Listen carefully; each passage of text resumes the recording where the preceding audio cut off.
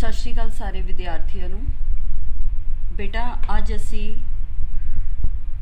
अपने समाजिक सिक्ख्या दे which India दा मैप करन जा रहे हैं। ओदियां अज असी स्टेट्स जिहड़ियां वो सिखांगे। बेटा सब तो पहलों भारत दे विच हुण करंट 28 राज अते 8 यूटीज़, मतलब वो खेतर, वो 8 खेतर जिन्हां दे उपर केंद्री प्रबंध है या वो खेतर जिहड़े केंद्री प्रबंध के अधीन हैं। पर इस मैप दे विच असी सिर्फ 28 स्टेट्स नूं ही याद करना है, क्योंकि जिन्नी देर तक सानू स्टेट्स नहीं आंदियां असी इंडिया के मैप दे विच कुछ भी जिहड़ा है वो करन दे विच समर्थ नहीं हैगे। सो अज असी चंगे तरीके नाल 28 स्टेट्स नूं लर्न करना है। सो बेटा पहलों असी की करते रहे हैं कि इंडिया दे विच 29 स्टेट सी। सो जम्मू कश्मीर भी एक स्टेट सी, पर हुण जम्मू कश्मीर नूं स्टेट के दर्जे चों हटा दिता गया है। यह तुसीं देख रहे हो।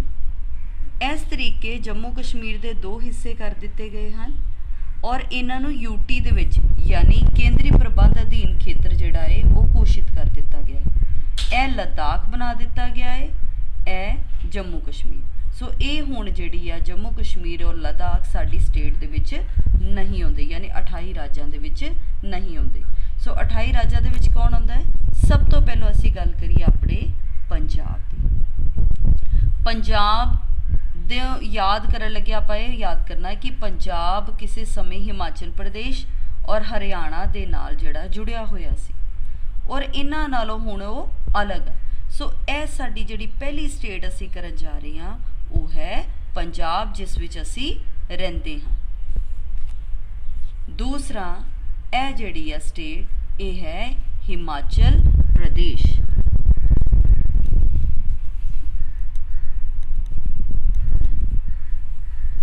असीं क्वेश्चन करते हैं कि आधुनिक पंजाब कदों बनिया? ये उदों बनिया जदों ये हरियाणे नालों पंजाब अलग होया। यह तुसीं देख रहे हो। यह जिहड़ा बंटवारा हरियाणे नालों होया यह 1 नवंबर 1966 नूं बंटवारा होया, जिहदे नाल साडा पंजाब नवां आधुनिक पंजाब जिहड़ा वो बनिया। सो यह वाली स्टेट साडी है हरियाणा।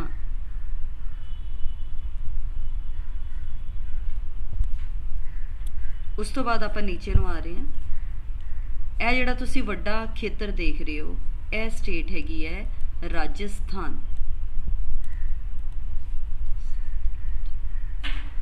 सॉरी बेटा स्पेलिंग गलत हो गई, राजस्थान। इस तो बाद यह वाली स्टेट गुजरात। ये वही गुजरात है जिथे आज साडे जिहड़े अजोके प्रधानमंत्री श्री नरेंद्र मोदी आ वो किसी समय इस गुजरात के जिहड़े आ वो CM रह चुके, मुख मंत्री। इस तो नीचे आइए यह वाली स्टेट महाराष्ट्र। महाराष्ट्र। इस तो बाद यह छोटी जी स्टेट है ये है गोवा। यह वाली स्टेट कर्नाटक, कर्नाटका भी इनू कहते हैं। सब तो लास्ट दे विच यह वाली स्टेट केरल, केरला। इनू असी साखर राज भी कहने हैं, जिथे सब तो वध पढ़े लिखे लोग जिहड़े आ पूरे इंडिया दे विचों इस स्टेट दे विच पाए जाते हैं और इत्थे अनपढ़ता जिहड़ी आ बहुत घट मिलती है। हुण असी इत्थों नीचे तो भी उपर वल जावांगे।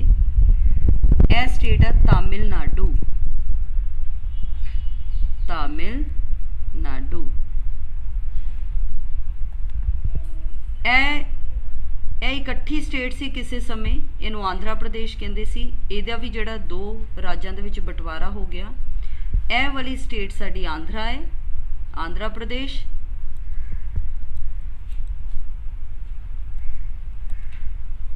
और यह तेलंगाना, तेलंगाना भी कहते इनू तेलंगाना। इस तो उपर आइए तो यह वाली स्टेट जिहड़ी है यह है उड़ीसा। इत्थे एक बड़ा प्रसिद्ध डैम हीराकुंड डैम भी पाया जाता, जो हीराकुंड डैम। ਸੋ ਇਹਨੂੰ ਤਾਂ ਤੁਸੀਂ ਵੈਸੇ ਇੱਕ ਅਲੱਗ ਯਾਦ ਕਰਨ ਲਈ ਰੱਖ ਲੈਣਾ। ਵੈਸੇ ਸਾਡਾ ਪਰਪਸ ਅੱਜ ਕੀ ਆ, ਉੜੀਸਾ ਸਟੇਟ ਨੂੰ ਯਾਦ ਕਰਨਾ। ਉਸ ਤੋਂ ਬਾਅਦ ਅਸੀਂ ਹੁਣ ਉੱਪਰ ਵੱਲ ਨੂੰ ਚੱਲਦੇ ਹਾਂ। ਇਹ ਵਾਲੀ ਸਟੇਟ ਹਿਮਾਚਲ ਦੇ ਬਿਲਕੁਲ ਜਿਹੜੀ ਨਾਲ ਹੈ, ਉੱਤਰਾਂਚਲ।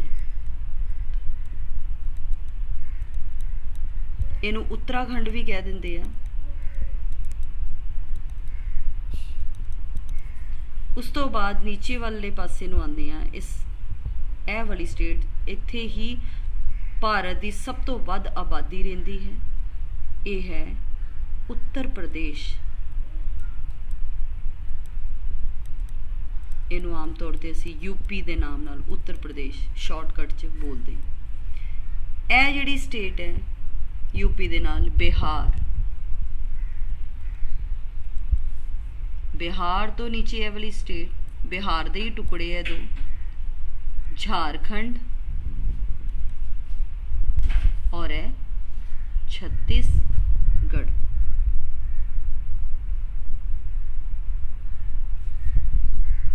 ਬੰਗਾਲ ਦੀ ਖਾੜੀ ਦੇ ਨਾਲ, ਸਮੁੰਦਰ ਦੇ ਨਾਲ ਲੱਗਦਾ, ਜਿੱਥੇ ਚੱਕਰਵਾਤੀ ਤੂਫਾਨ ਵੀ ਹੁਣ ਆਇਆ ਸੀ, ਬਹੁਤ ਜ਼ਿਆਦਾ ਨੁਕਸਾਨ ਵੀ ਹੋਇਆ। ਸੋ ਇਹ ਸਟੇਟ ਆ ਪੱਛਮੀ ਬੰਗਾਲ।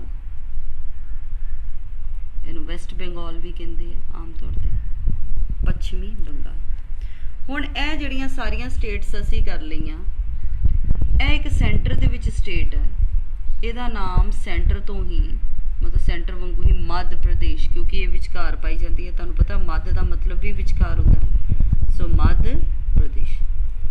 ਸੋ ਇਸ ਤਰੀਕੇ ਅਸੀਂ ਇਹ ਜਿਹੜੀਆਂ ਸਾਰੀਆਂ ਸਟੇਟ, ਪੰਜਾਬ ਤੋਂ ਲੈ ਕੇ ਇੱਧਰ ਤੱਕ ਨੀਚੇ ਆਉਣ ਤੋਂ ਉੱਪਰ, ਇਹ 21 ਸਟੇਟਸ ਆਪਾਂ ਜਿਹੜੀਆਂ ਲਿਖੀਆਂ। ਸਾਡੀਆਂ ਟੋਟਲ ਕਿੰਨੀਆਂ? 28।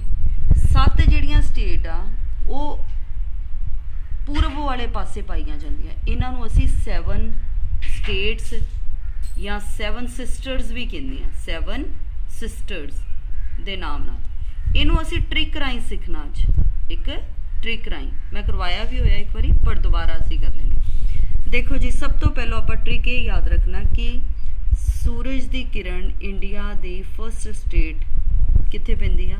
ਅਰੁਣਾਚਲ। ਇਹ ਤੁਸੀਂ ਯਾਦ ਕਰਨਾ ਹੈ ਕਿ ਇੰਡੀਆ ਦੇ ਵਿੱਚ ਸਭ ਤੋਂ ਪਹਿਲੀ ਜਿਹੜੀ ਸੂਰਜ ਦੀ ਕਿਰਨ ਆ ਉਹ ਅਰੁਣਾਚਲ ਪ੍ਰਦੇਸ਼ ਦੇ ਵਿੱਚ ਪੈਂਦੀ ਹੈ। ਉਸ ਤੋਂ ਬਾਅਦ ਅਰੁਣਾਚਲ ਦੀ ਜਿਹੜੀ ਸੂਰਜ ਦੀ ਕਿਰਨ ਆ ਉਹ ਨਾਗ ਨੂੰ ਬੜੀ ਪਸੰਦ ਆ। ਅਸੀਂ ਟ੍ਰਿਕ ਯਾਦ ਕਰ ਰਹੇ ਹਾਂ। ਸੋ ਇਹ ਨਾਗ ਬਣਾਇਆ। ਨਾਗ ਤੋਂ ਕੀ ਆ ਜਾਂਦਾ? ਕਿਹੜੀ ਸਟੇਟ? ਨਾਗਾਲੈਂਡ। ਸੂਰਜ ਦੀ ਕਿਰਨ ਨਾਗ ਤੇ ਪੈ ਰਹੀ, ਨਾਗ ਨੂੰ ਕੀ ਪਸੰਦ ਆ? ਨੀਚੇ ਸਟੇਟ ਮਣੀ। ਮਣੀ ਬਹੁਤ ਪਸੰਦ ਹੁੰਦੀ ਹੈ ਨਾ। ਸੋ ਸਟੇਟ ਹੈ ਮਣੀਪੁਰ। ਹੁਣ ਆਪਣੀ ਮਨੀ ਨੂੰ ਬਚਾਉਣ ਲਈ ਉਹ ਹਮੇਸ਼ਾ ਉਹਦੀ ਹਿਫਾਜ਼ਤ ਲਈ ਕੀ ਕਰ ਰੱਖਦਾ ਹੈ? ਉਹਦੇ ਉੱਪਰ ਆਪਣੀ ਫਨ ਖਿਲਾਰ ਕੇ ਰੱਖਦਾ, ਮਣੀ ਦੇ ਉੱਪਰ। ਤੋ ਇਹਨੂੰ ਹਿੰਦੀ 'ਚ ਜਿਹੜੀ ਆ ਫਨ ਨੂੰ ਆਪਾਂ ਕਹਿੰਦੇ ਆ ਮੀਜ਼ੋ। ਤੋ ਇਹ ਸਟੇਟ ਆ ਸਾਡੀ ਮਿਜ਼ੋਰਮ। ਇਸ ਤੋਂ ਬਾਅਦ ਇਹ ਸਾਰਾ ਕੁਝ ਕਿਹੜੇ ਜੰਗਲਾਂ 'ਚ ਵਾਪਰ ਰਿਹਾ ਹੈ? ਤ੍ਰਿਪੁਰਾ ਦੇ ਜੰਗਲਾਂ 'ਚ। ਔਰ ਤ੍ਰਿਪੁਰਾ ਦੇ ਜੰਗਲਾਂ 'ਚ ਹਮੇਸ਼ਾ ਹੀ ਕੀ ਰਹਿੰਦਾ ਹੈ? ਬੱਦਲ, ਯਾਨੀ ਉਹਨੂੰ ਆਪਾਂ ਹਿੰਦੀ 'ਚ ਕੀ ਕਹਿੰਦੇ? ਮੇਘਾਲਿਆ। ਇਹ ਮੇਘਾਲਿਆ ਸਟੇਟ।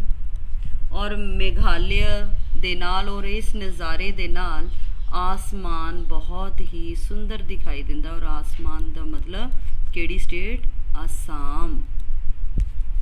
ਸੋ ਇਸ ਤਰੀਕੇ ਆਪਾਂ ਬਾਈ ਟ੍ਰਿਕ ਇਹਨੂੰ ਯਾਦ ਕਰਨਾ ਵੀ ਸੂਰਜ ਦੀ ਕਿਰਨ ਕਿੱਥੇ ਪੈ ਰਹੀ? ਅਰੁਣਾਚਲ ਪ੍ਰਦੇਸ਼। ਔਰ ਕਿਹਨੂੰ ਪਸੰਦ ਹੈ? ਨਾਗ ਨੂੰ ਨਾਗਾਲੈਂਡ। ਨਾਗ ਨੂੰ ਹੋਰ ਕੀ ਪਸੰਦ ਆ? ਮਣੀ, ਮਣੀਪੁਰ। ਮਣੀ ਦੇ ਉੱਪਰ ਉਹ ਹਿਫਾਜ਼ਤ ਦੀ ਕੀ ਖਿਲਾਰ ਕੇ ਰੱਖਦਾ? ਮਿਜ਼ੋਰਮ ਸਟੇਟ ਹੈ। ਫਿਰ ਇਹ ਕਿੱਥੇ ਵਾਪਰਿਆ ਸਾਰਾ ਕੁਝ? ਤ੍ਰਿਪੁਰਾ ਦੇ ਜੰਗਲਾਂ 'ਚ। ਔਰ ਤ੍ਰਿਪੁਰਾ ਦੇ ਜੰਗਲਾਂ 'ਚ ਕੀ ਛਾਏ ਰਹਿੰਦੇ? ਮੇਘਾਲਿਆ, ਯਾਨੀ ਮੇਘਾਲਿਆ ਸਟੇਟ। ਔਰ ਉਹਦੇ ਨਾਲ ਅਸਾਮ, ਯਾਨੀ ਆਸਮਾਨ ਬਹੁਤ ਸੁੰਦਰ ਲੱਗਦਾ। ਇਹ ਸਟੇਟ ਹੈ ਅਸਾਮ। ਠੀਕ ਹੈ। ਇਸ ਤੋਂ ਇਲਾਵਾ ਅਸੀਂ ਇੱਕ ਸਟੇਟ ਭੁੱਲ ਰਹੇ ਹਾਂ, ਉਹ ਹੈ ਸਿੱਕਮ। ਕਿਹੜੀ ਹੈ ਸਟੇਟ? ਸਿੱਕਮ, ਜਿੱਥੇ ਸਾਡੇ ਦर्रे ਵੀ ਪਾਏ ਜਾਂਦੇ, ਨਾਥੂਲਾ। ਔਰ ਇਹ ਜਿਹੜੀ ਹੈ ਸਿੱਕਮ ਸਟੇਟ ਹੈ। ਸੋ ਇਸ ਤਰੀਕੇ ਬੇਟਾ ਇਹ ਸਾਡਾ ਜਿਹੜਾ ਅੱਜ ਰਾਜਨੀਤਿਕ ਨਕਸ਼ਾ ਅਸੀਂ ਲਰਨ ਕੀਤਾ।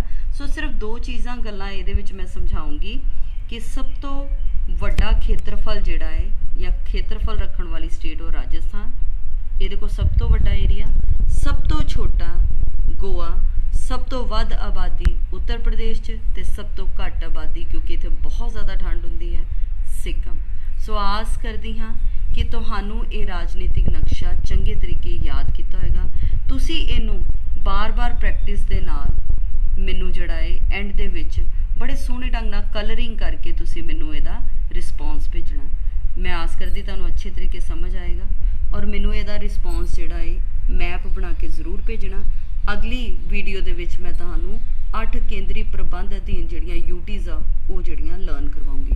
ਇਹਨੂੰ ਪ੍ਰੈਕਟਿਸ ਕਰੋ ਔਰ ਇਹਦਾ ਜਿਹੜਾ ਮੈਪ ਬਣਾ ਕੇ ਮੈਨੂੰ ਭੇਜੋ। ਥੈਂਕ ਯੂ ਬੇਟਾ, ਬਾਏ।